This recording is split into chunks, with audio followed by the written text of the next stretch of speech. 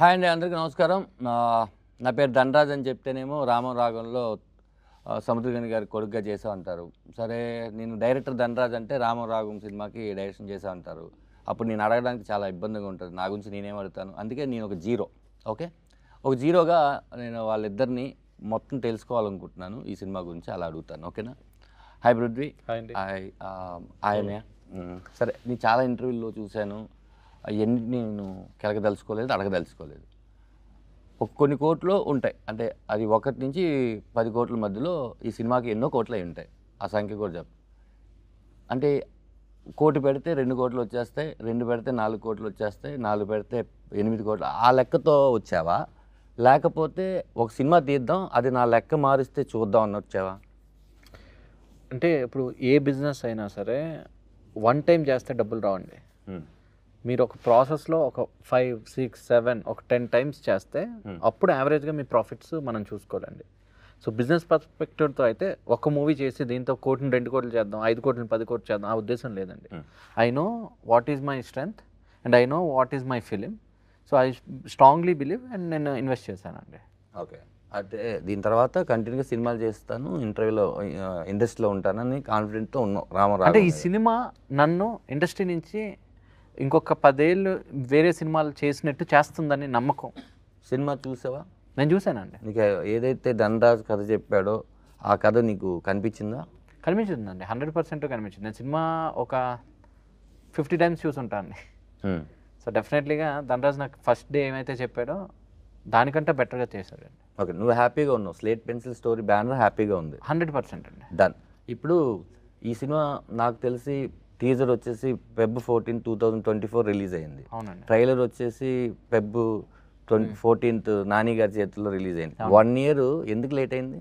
1 year మా ధనరాజ్ వల్ల late అయిందండి. అంటే ఏం చేశారు? అంటే చాలామంది ధనరాజ్ ఫేస్ని యాక్సెప్ట్ చేయలేపారండి. మళ్ళీ చెప్పు. చాలామంది ధనరాజ్ ఫేస్ని యాక్సెప్ట్ చేయలేపారు. అంటే ధనరాజ్ ఫేస్తో నేను పోస్టర్ వేసినప్పటికీ చాలా కాల్స్ వచ్చాయండి. ధనరాజ్ ఫోటో వేసి నువ్వు పోస్టర్ చేయడం ఏంటి, ధనరాజ్తో సినిమా ఏంటి? సో ఈ ప్రాసెస్లో నేను వాళ్ళకి, అరే ఇది ధనరాజ్ కాదు రాఘవ, నా సినిమాలో తండ్రి సముద్రకని గారు, కొడుకు ధనరాజు యాక్ట్ చేశారు, రామం రాఘవ, ఇది వాళ్ళలోకి వెళ్ళడానికి నాకు టైం పట్టిందండి. ఓకే, యాక్చువల్ షూట్ ఫినిష్ అయిపోయిందా? షూట్ మధ్యలో ఇదంతా వచ్చిందా? అంటే షూట్ అప్పటికి ఫినిష్ అయిపోయిందండి, ఆల్మోస్ట్ షూట్ డన్. ఓకే, అంతా బాగానే ఉంది. సో ప్రొడక్ట్ కూడా నాకు నచ్చింది. సో వాళ్ళు ఏంటంటే బుక్ మీద ఒక ఫస్ట్ పేజ్ చూసి బుక్ అంతా ఇలాగే ఉంటుందని డిసైడ్ అయినట్టు ధనరాజ్ని చూసినంటే ధనరాజ్ హీరో ఏమో, ధనరాజ్కి సాంగ్స్ ఉంటాయేమో, ధనరాజ్కి హీరోయిన్ ఉండి ఉంటుంది, ధనరాజ్ 100 మందిని కొడతాడు, సో వీడికి ఇంత కమర్షియల్ ఫిలిం ఏంటి, ఇలా ఇలా ఏం పెద్ద హీరో అనుకుంటున్నాడా, తమిళ హీరో అయిపోదాం అనుకుంటున్నాడా, ఇలాంటి క్వశ్చన్స్ అన్నీ వచ్చాయి. బట్ వాళ్ళకి ఎగ్జాక్ట్గా అరే నేను చెప్తుంది ఒక ఎమోషన్, తండ్రి కొడుకుల ఎమోషన్, ఇలాంటి తండ్రి ప్రతి ఇంట్లో ఉంటాడు, ఇలాంటి కొడుకు ఏ ఇంట్లో ఉండకూడదు.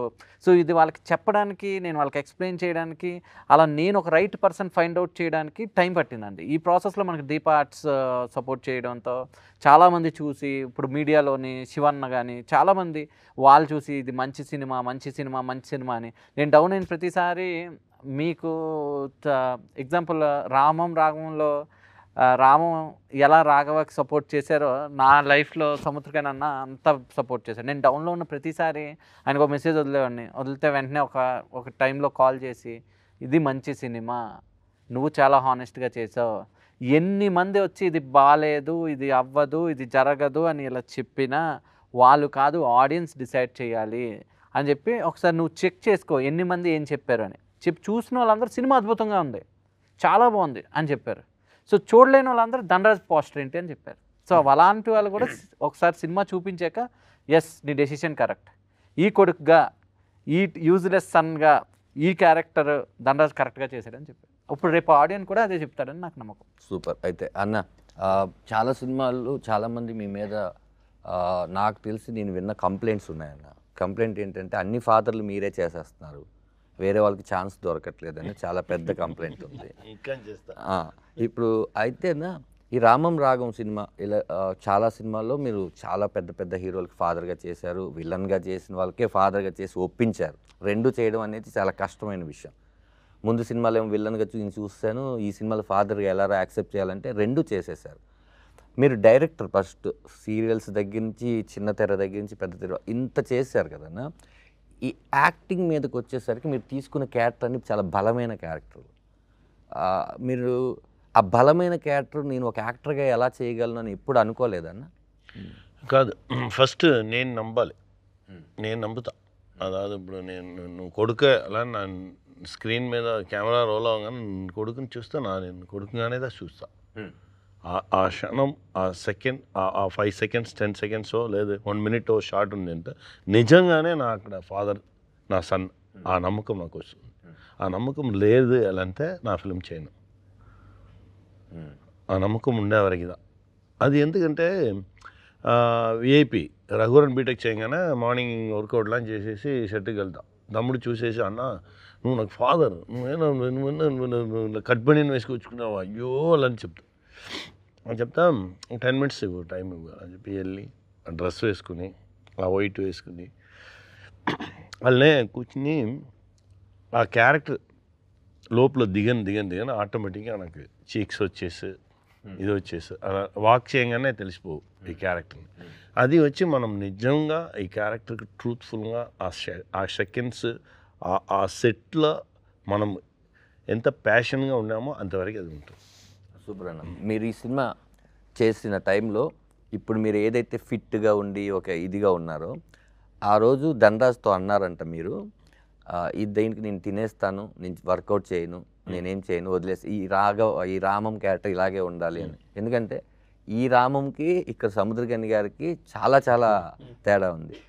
ఈ సినిమా మీరు చేసిన తర్వాత చూసిన తర్వాత డబ్బింగ్లోనో ఎక్కడో ఈ సినిమాలో ఏదో ఒకటి మీకు ఇంకా గుర్తుకు వస్తూనే ఉందిరా నాకు అని మీరు ఈ సినిమాని ఎప్పుడైనా ట్రావెల్ చేసుకున్నారన్న? ఈ విషయం నన్ను ఎందుకైనా ఇంకా హంట్ చేస్తుంది, ఈ సీన్ కానీ ఈ డైలాగ్ కానీ మీకు అనిపించిందా? ఈ 2 years అవుతుంది కదా అయినా మర్చిపోలేకుండా. నేను అమ్మాను నైట్ మాట్లాడతాము సీన్, ఆ సీన్ నాకు చాలా డిస్టర్బ్ చేసింది సార్. నైట్ అదా ట్రైలర్లో కూడా వచ్చింది కదా, ఇంటి పేరు మాత్రమే నేను ఇవ్వగలను, మంచి పేరు నువ్వే తీసి దానికి తమిళ్లో వేరే ఇది వేసాము. అది వచ్చి నాకు అన్నీ నాకు నా సన్ దగ్గర అదేదో చెప్తున్నా, నీకు బ్యాక్లో నా ఉంటా, బట్ అన్నీ నువ్వే చేసుకోవాలి, మంచి విషయం అన్నీ నువ్వే చేసుకోవాలి, నువ్వేదా అచీవ్ చేయాలి, నువ్వేదా రావాలి. ఈ సొసైటీలో ఎక్కడికి వెళ్తాను నన్ను 2 days ముందు కూడా ఒక కంప్లైంట్ చెప్పాడు, వీళ్ళు ఉన్నారు ఈ సొసైటీలో ఎక్కడికి వెళ్తానో ఇలాంటి వాళ్ళు 4 మనుషులు ఉంటారు, నువ్వు వాళ్ళని ఎన్కౌంటర్ చేసి నువ్వు రావాలి. దానిలో గుడ్ అండ్ బ్యాడ్ ఉండు, బట్ నువ్వు గుడ్దా నువ్వు నీ మైండ్లో గుడ్ థింగ్స్ ఉంటే గుడ్ థింగ్స్ ఉండేవాళ్ళదా నీతో వచ్చి కలుతారు. అది నీ వల్లనే అన్నీ జరుగుతుంది. సొసైటీ అలా ఉంది ఇలా ఉంది, నువ్వు ఎలా ఉన్నావు అది చూసుకో, అది ఫస్ట్. అది నువ్వు ఎలా ఉన్నావో అలాంటి మనుషులదా నీతో వస్తారు.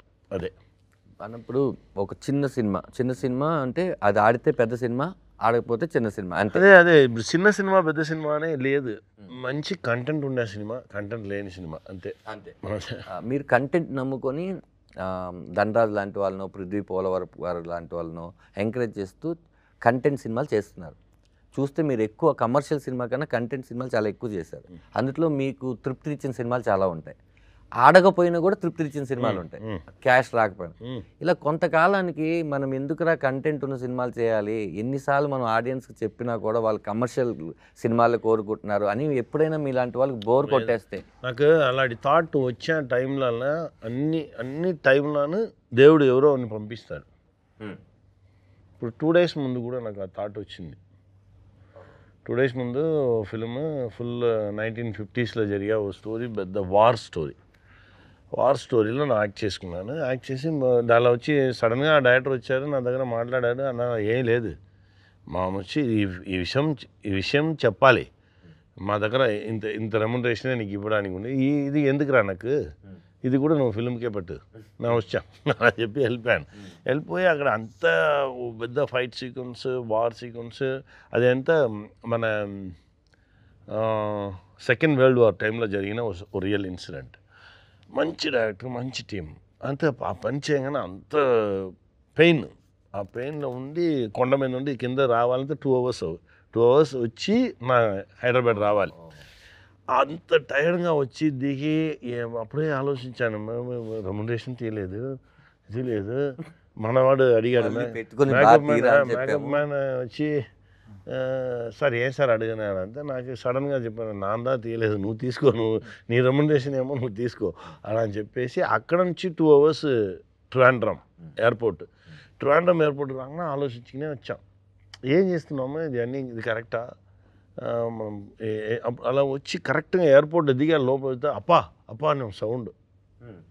తిరిగి చూస్తే ఓ 20-25 years ఓల్డ్ ఉండు అమ్మాయి లిటరల్గా కన్నీళ్ళుగా వచ్చింది. అప్పా బాగున్నారా మీరు అలా అని చెప్పి మాట్లాడేసి, నాకు మీతో ఫోటో కావాలప్పా, నాకు నా నాన్న లేదు, నాన్న పోలీస్ ఆఫీసర్ చచ్చిపోయాడు, మా నాన్న వెళ్ళిన తర్వాత నా మిమ్మల్ని మా నాన్నలాగా నేను చూస్తున్నాను, మీరు చెప్పే మాటలన్నీ నా వింటున్నాను, నాకు చాలా గుడ్ గర్ల్, నా ఇప్పుడు ఈ కంపెనీలో అదానీ కంపెనీలో హెచ్ఆర్గా ఉన్నాను, ఇప్పుడు నెక్స్ట్ ఈ కంపెనీకి వెళ్ళిపోయాను, నెక్స్ట్ నా ఫోటో తీసింది.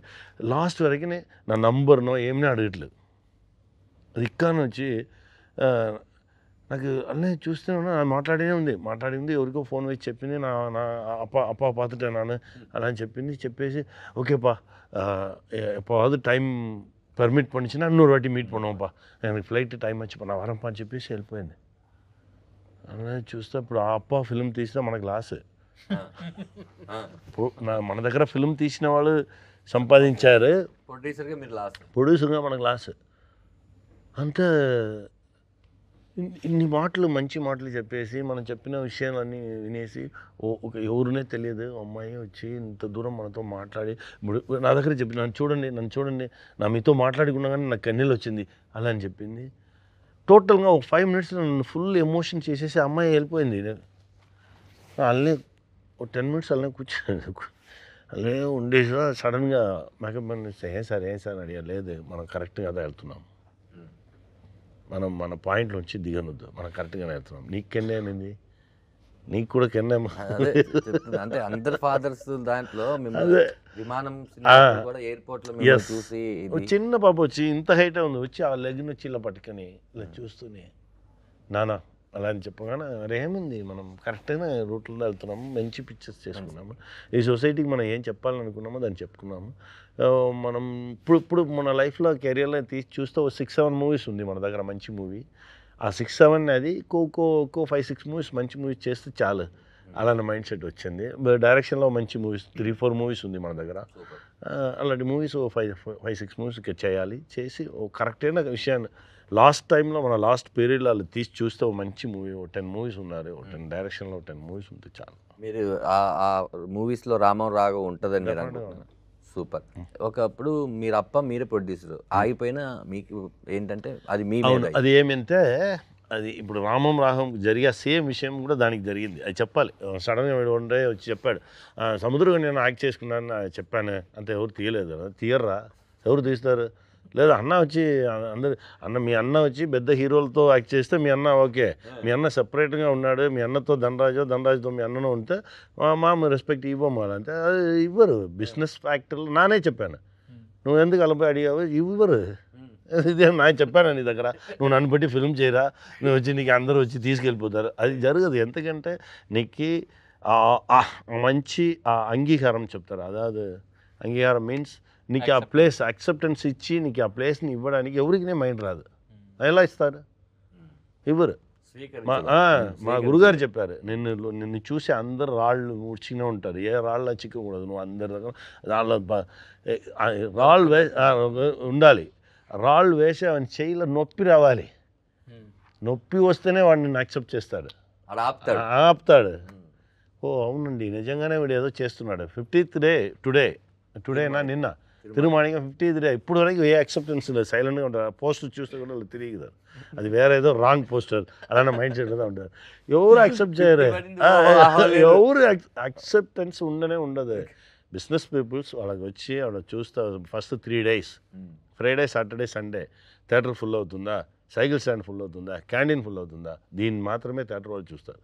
దీని కాకుండా ఎవరో మంచి వాళ్ళు అక్కడక్కడ చూస్తాం. ఇప్పుడు మన బేబీ ఆల్బర్ట్ థియేటర్లో ఆ ఫిలిం 50 days చేస్తుంది, ఆ థియేటర్ మేనేజర్ అండ్ ఓనర్ వీళ్ళు నాతో లేదు ఇలాంటి ఫిలిం ఉండాలి, మా థియేటర్లో ఈ ఫిలిం వచ్చి 50 days నా కంటిన్యూస్గా వచ్చి రన్ చేస్తాను.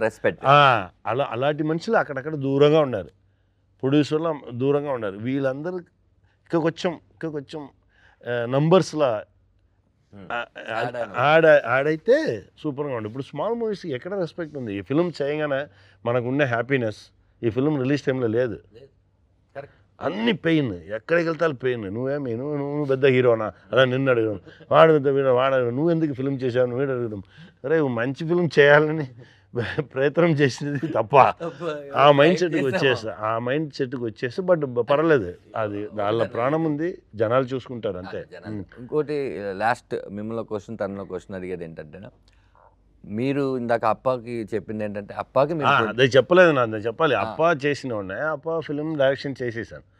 చేసేసి మనమే ప్రొడ్యూసర్, అక్కడక్కడ వచ్చి డబ్బులు తీసి అన్నీ చేసేసి, ఇప్పుడు మన ఇండస్ట్రీలో హిట్ ఇచ్చకుండా మన బ్రదర్స్ ఉన్నారు చూడండి, ఇలా 6-7 డైరెక్టర్స్, ఆ బ్రదర్స్ అన్ని టాప్ డైరెక్టర్స్ అన్నీ పిలిచి చూపించాను. అందరూ ఫిల్మ్ చూశారు. ఈ ఫిల్మ్ ఆడదు, వేస్ట్, నువ్వెందుకు ఇది చేసావు, ఎవరో అడిగితే ఇచ్చేయి అని చెప్పేసి వెళ్ళిపోయారు. అరే ఏరా మంచి మూవీ లేదా అది అలానే అన్నా, ఏదో ఏమన్నా నువ్వు అలా చెప్పేసి వెళ్ళిపోయారు.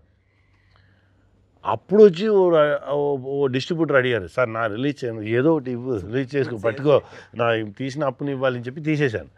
Picture release hit. First day second day వీళ్ళని తిరిగి పిలిచాను, ఒరే హిట్ అని చెప్పారు, మీరు అందరూ ఎక్కువసారి వచ్చి పబ్లిక్తో చూడండి అంత చూసేసి, అలా సారీ నా జడ్జిమెంట్. నువ్వే జడ్జిమెంట్, జనాలదా జడ్జ్.